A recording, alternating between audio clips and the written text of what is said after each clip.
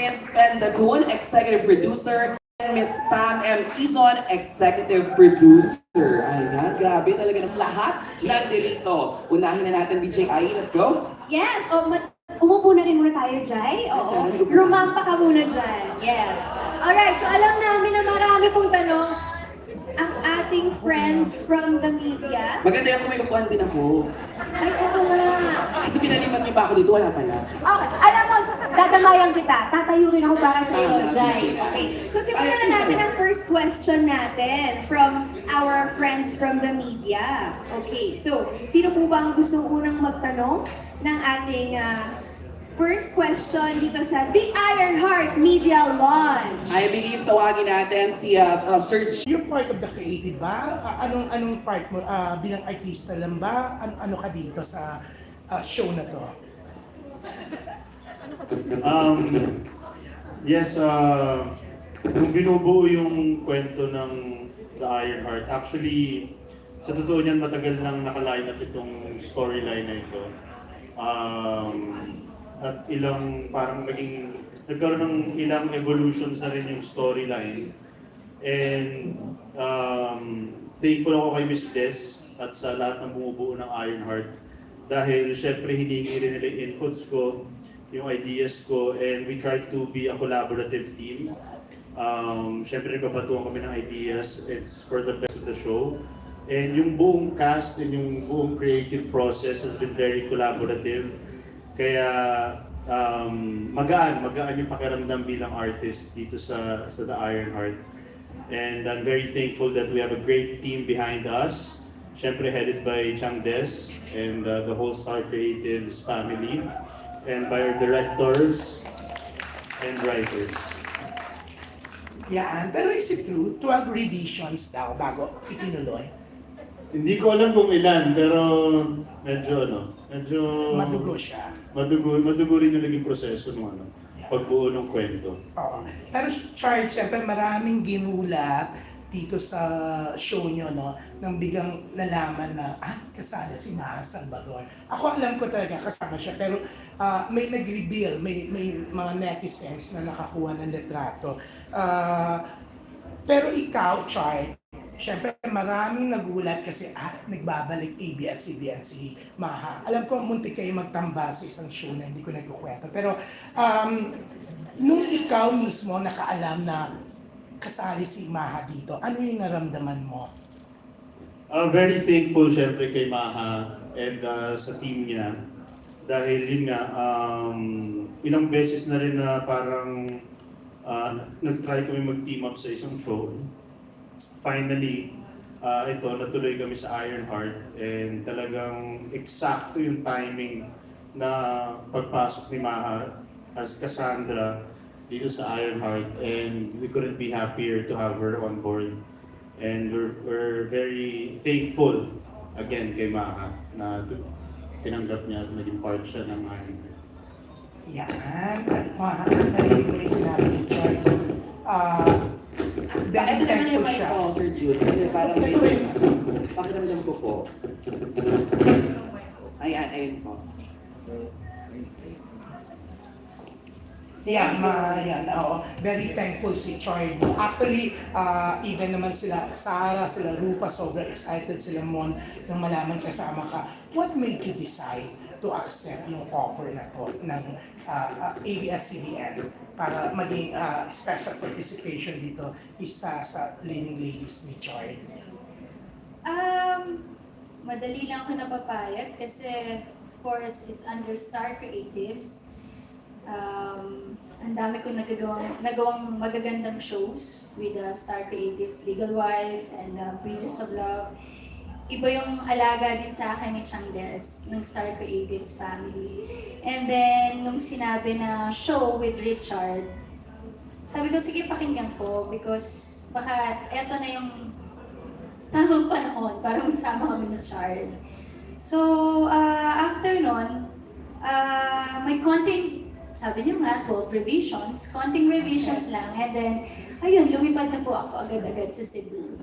At pagdating ko, parang nakabenteng thank you si Richard. Binilang ko talaga, thank you So, uy, thank you talaga. Short enough, thank you. Hindi, pero nakakatuwa na may kasali ako dito sa Ironheart. Tapos, of course, with Star Creatives pa. And, syempre, eto, pagsasama namin ni Richard. Yan. Oh. At so, syempre nakakatuwa nga, Maha, kasi at least napatunayan na mali yung mga balita nung una, di ba, na sabi hindi ka makakabalik. Pero eto na nga, sa November 14, mapapanood ka na, kasama ka dito sa show na to. So congratulations pati sa lahat ng kasama. Pero hindi ko na pagtatagalin kasi marami pa magtatanong. Thank you, Sir Thank you. Jungalin. Again, we'd like to reiterate na we're so thankful talaga sa time na naibigay ni Miss Maja Salvador. And tulad nga ng sinabi nyo, ang daming revisions, pero that just goes to prove kung gaano po ka pinaghirapan at binusisi ang kwento panood sa November 14 na. Alright, now, our next question will come from Reggie Bonoan of Bandera, Bulgar, and Pika Pika. Ako ang magbabasa ng question. Yes. This is for you, Richard. Sabi ni Reggie Bonoan, good afternoon, Richard. Huli kang napanood sa FPJ's Ang Probinsyano, which is a hard action series dahil pisikalan ito. Paano mo po ito maikukumpara sa Ironheart na base sa trailer at matitindi rin ang action scenes? Bakit ka tinawag na Ironheart? Magandang question niya. Bago sagutin ni Sir Richard, yan nasa harap si Reggie Punoan. At parang ang gusto niya sabihin, ang taray, may interpreter. Sabi dito Pero na pala yung question niya. Yes, sige, go, Richard. Yes, coming from ang probinsyano, and then nung ginagawa namin itong Ironheart, we really wanted to shift away from probinsyano, especially yung character ko. Well, malayo naman talaga kasi sa probinsyano, naging parang villain ako doon. And yung probinsyano kasi very parang classic approach sila sa action. And most of their action scenes are gunfights. And hindi ko masyado napakita rin yung capabilities ko sa action sa probinsyano. So we wanted to showcase everything here sa the Ironheart. We wanted more hand-to-hand combat, more modern approach in terms of cinematography. And you know, I have the best team behind me, led by Direct Lester, our action director, and his group 360. And we really wanted to show something different in terms of action. And yun nga, maraming matagal na akong hindi napapanood na gumawa ng action na ganito. And we wanted to showcase that again sa ating audience. Kung bakit ako tinawag na Ironheart, mapapanood nyo yan simula sa November 14. Thank you. Pero alam niyo, doon sa napanood natin sa trailer, no? It's action-packed, pero maantig din yung puso mo eh. So, ang ganda ng title na Ironheart. May iron part na, you know, medyo astig-astig, talagang action-packed. Tapos, may puso rin talaga yung show. Okay, ngayon naman, may isa po kayong question, no? For Direct Lester. Do you want to read it po or ako na po? Ako na, okay. Direct Lester, this is for you. Magandang hapon po, Direct Lester. Ano po ang pagkakaiba ng Ironheart sa mga huling series na ginawa ninyo na hard action din? Salamat po. For ABS-CBN, the last two that we did in Star Creative is La Luna Sangre. Of course, it's about vampires. And then Bagani, it's a fantasy film. So, totally different because in terms of storytelling, kasi ito yung mas ngayon, mas real, mas totoo, mas present. And then in terms of action, it's totally different from the vampires, from the warriors of the alternate world of Bagani. So dito makikita natin ang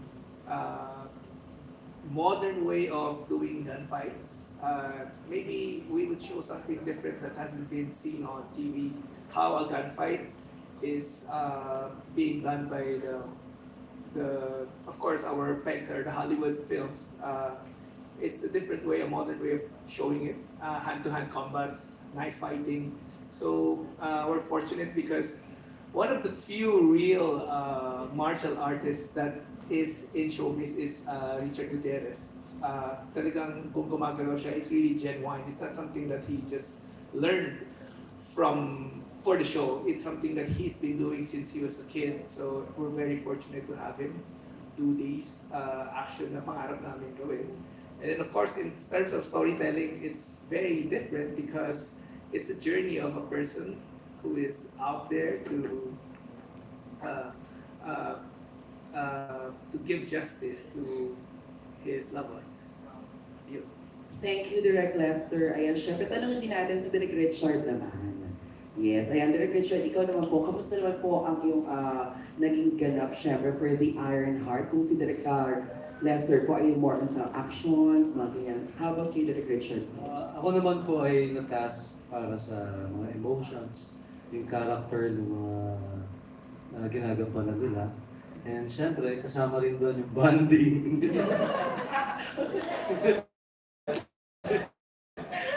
Kasama rin syempre yung camaraderie sa set.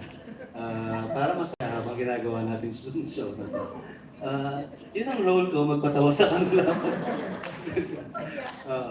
Magpaiyak, magpatawa, and mag-enjoy sa show. Nag-enjoy ba kayo? Thank you. Maraming salamat, Direk Richard. Ayan, thank you so much kay Reggie Bunohan. Susunod, tawagin naman natin, Stars Kutog, Alan Sancon. Hello. Congratulations, no? Kanina sa trailer, nung pinapanood namin, para kami nanonood ng James Bond movie. So, ang galing, mga pasabog ng aeroplan, no? So, sana mag-sustain yung ganda ng teleserye. Yung first question ko for Madge. Nung segue. Yes, Kuya Alan. Tanong ko lang, bakit special participation lang yung naging part mo dito sa Ironheart? Bakit hindi full? Kumbaga, ano yung reason behind that participation?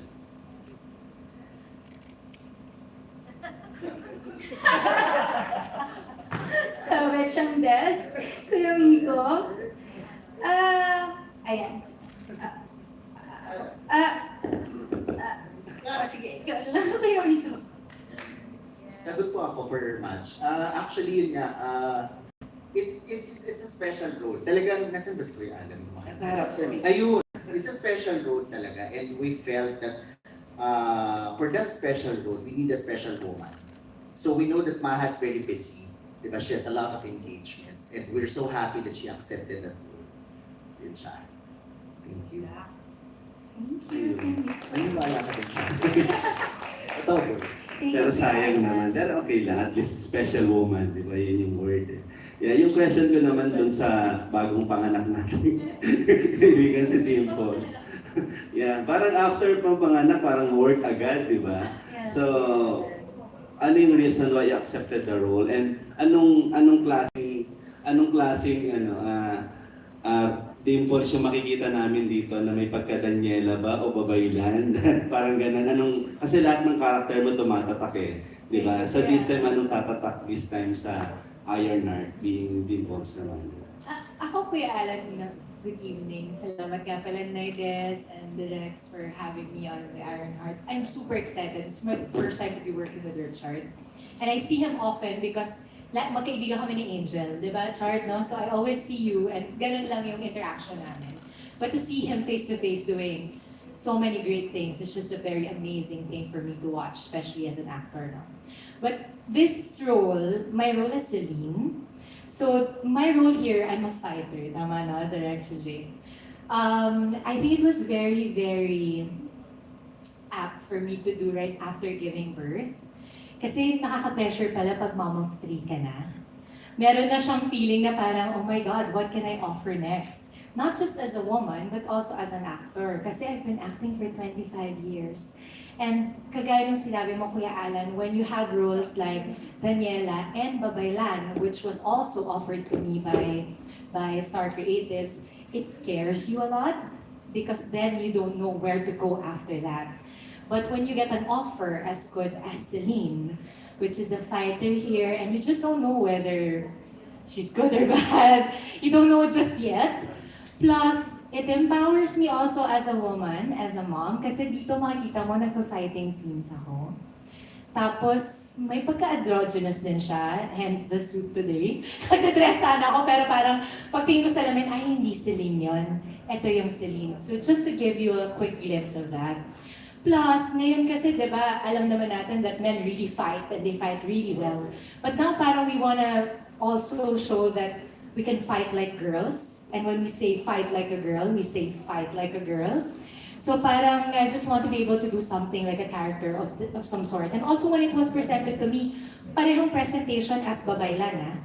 When I came in as Babaylan Gloria of Bagani, I was not part of the original cast. And this is also the same way for the Iron Heart. So, as an actor, you always have to know your place. And for this time, I feel like I'm in the most perfect place as Celine. Because I'm super excited to be doing all those scenes with Sina Direk Lester and Direk Richard, and of course, Richard himself, and Sina Tito Albert, because this is the first time Tito Albert and I will be together after Cadena Quinto. And we're working very closely together, so you will see a very, very good, movements in terms of acting-wise, because very intense din si Tito Albert eh. He's just not here today, but he's a very big part of the show as well. So, yun, excited ako. Yun nga, pagkatapos ng mga anak, gusto mo lang medyo maiba yung offering, and this time, sobrang ibang-iba talaga. So thank you, Naides, and sina Ate Saki for offering Celine to me. I can't wait for you all to meet her. Tapos hindi ka ba nahirapang mag-action dahil kapapanganak mo na? So I did Pilates. CS kasi ako, but I heal very quickly. I battle very bad postpartum depression. That's also the reason why every time nanganganak ako, you see me working right away. That's how I battle postpartum. I have it really bad. Like, I wake up in the morning, I feel sad right away. And makaka-relate sa akin, I'm sure a lot of moms out there who don't necessarily like to talk about it. Pero ako kasi, masamang-masama yung ganun ko pagkapanganak ko. So I wanted to get back to work right away, but of course with care, kasi nga CS ako. So I did Pilates first, and then now I'm doing Muay Thai and BMA center in Alabang. And then recently, I've been also doing tennis. So, slowly but surely. Tsaka with guidance naman nila, Direk Lester and his team, I'm sure. Nung nagbababay lang kasi ako, nagpa-fighting ako, pero yung fighting ko kasi yung sumasayaw eh. Dito parang wala naman. Pero doon kasi yung fighting ko may superpowers. Dito, yung superpowers niya is very physical and very real, as Direk Lester would say.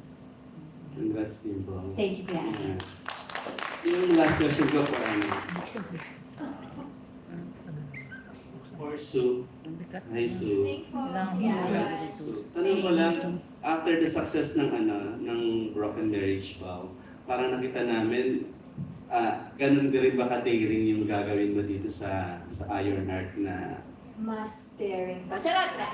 Hindi naman. Daring ba yung ginawa ko sa Broken Marriage Vow? Parang, dito, ibang version naman to ni Sue na makikita nyo as I do my projects, I really make sure na iba-iba talaga yung ginagawa ko kasi syempre growth ko din yun as a person, as an actor na to put in myself in different, kinds of shoes.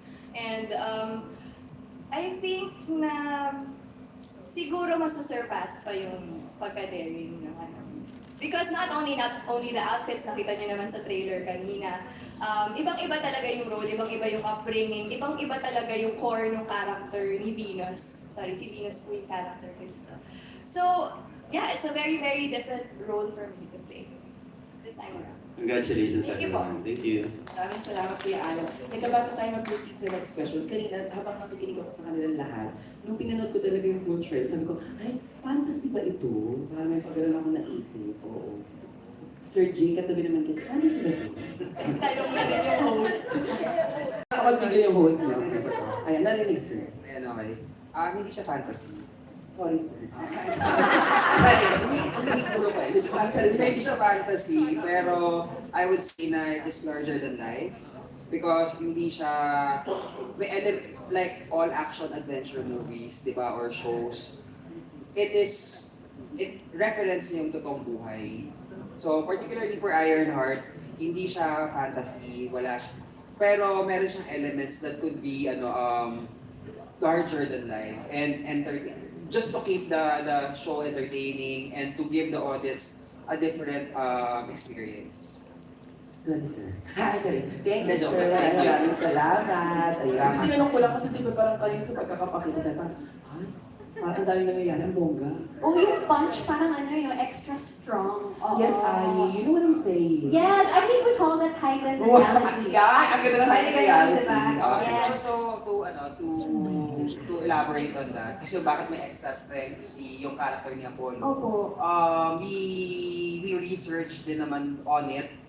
There's like a lot of scientific research din kami na ginawa para to make it realistic and still believable. Even if it seems like, at first, it seems like unreal or fantastical. Diba? May punto naman yung tanong ko. Oo. And I'm sure dun, pag napanood natin, i-build up nila yun kung paano nga ba dumating sa ganong point yung yun nga si Ironheart. Totoo. Okay. So ngayon naman, mapunta tayo sa ating next member of the media. Let's call in John Bermejo of Kapamilya Universe. Wow! Hi, John! First of all, congratulations sa lahat ng mga cast ng The Ironheart. Question ko is, for si Richard Gutierrez, bago niyo po umpisahan itong The Ironheart, ba nasa FPJ sa probinsya na po kayo, kasama po si Coco Martin. Then, ano po yung mga natutunan ninyo kay Coco Martin as Cardo Dalisi sa FPJ sa Provinciano na nai-adapt ninyo dito sa The Ironheart? Ano ba? Ha?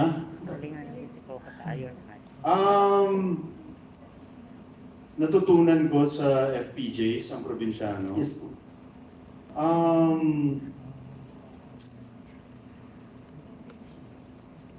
Siguro how to adapt to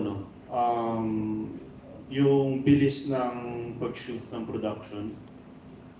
Kasi alam naman natin lahat na sa Provinciano wala kaming script doon. And mabilisan yung galawan doon. Actually, it's a good test for actors to be part of something like that. Kasi matitest talaga yung capabilities mo as an artist, yung patience mo, yung everything, you know. So, yun, I guess yung being able to adapt to different situations in terms of production, in terms of filming, being able to work with different kinds of styles. As an actor, malaking growth sa akin yun. Masasabi ko na nakapag-adapt ako sa ibang klaseng style of filmmaking or shooting. But dito kasi sa Ironheart, it's a totally different approach. You know, may scripts kami in advance, you know, and we have, you know, 2 directors, we have writers on the set. So talagang magkaiba yung approach niya. And yun nga, in terms of action naman, I really made sure also na iba yung makikita ng audience dito. Alam natin na 7 years yung Provinciano on TV with their own action style. And we wanted to bring something new or bring something different, offer something new to our audience with the Ironheart. Thank you, Sir Richard. Yun lang po. Thank you. Thank you, John Bermejo of Kapamilya Universe. Maraming salamat sa iyo, John. Susunod naman nagmula sa Manila Bulletin Entertainment, Julie Alcantara. Para ulit kay Richard Gutierrez. Hi, Chard. Julie. Ang lambing. Sorry, kasi Ang lambing. Oo, as Julie. Bakit? Sabi niya dito, Richard, how did you prepare for the role and what are your challenges when shooting Ironheart? Preparation-wise, yun nga, it took us months before filming, so I had really a lot of time to prepare physically, mentally, and entering a new show like this, alam ko magiging physically demanding siya and mentally demanding for me. So I always try to enter a show like this, kumbaga fully prepared. Naka-mindset ako, prepared yung katawan ko, prepared yung utak ko. And I was able to do that with this show kasi nga nabigyan ako ng oras. At yun, sa mga action scenes, syempre alam ko magiging madugo. So physically, I had to prepare. And going through the script, many revisions and all that, I'm thankful na nandyan yung mga directors ko. Si Direk Richard helped a lot sa pagbuo ng character. At sila Miss Des, nandyan sa likod ko, tumutulong sa akin and we trust each other. I trust my directors. kung paano buuin yung character ni Apollo. So yun, it was really a process and hindi ko siya magagawa mag-isa. You know, I had the whole team behind me. Yun. Thank you, Chard. Ito may tanong din si Miss Julie for our creative head kay Sir Jay. Sabi niya, how did you come up with the story of Ironheart? And si Richard ba yung nasa isip ninyo playing the lead role? This concept has been, we've been developing it for almost 4 years, 5 years na, even before the pandemic. So talagang it was really, brainstormed. It came from actually an image of an iron heart, a literal iron heart. Na talagang actually, if I may say, si Ma'am Charo, she was talking about this parang iron heart. Kinikwento lang niya. So parang maybe we can come up with with a show or with a concept. So anyway, it was like 5 years ago and we developed it, we made it a reality, that concept. And ever since, it was really actually Richard. Yeah. Walang halong Char. Talagang it was really Richard. We were thinking of when we were doing this project. So talagang we were thankful na after going through a lot, now here the project is finally going to air. Totoo yan. Thank you so much, Sir Jay. Pero bago tayo dumiretso sa susunod na magtatanong, kasi di ba kanina, grabe yung sinasabi natin talaga, #1 sa Netflix, ang Dollhouse. Ito na, katabi mo dyan, si Baron Geisler ng Kristen Altea, nakasama dito sa The Ironheart. Ang tela ng Baron, pwede niyo bang i-share naman din sa ating mga kapamilya na nanonood na ang inyong mga magiging papel at gagampanan dito sa The Ironheart? Wala ko na nga. Wow, na ka na! Ikaw na!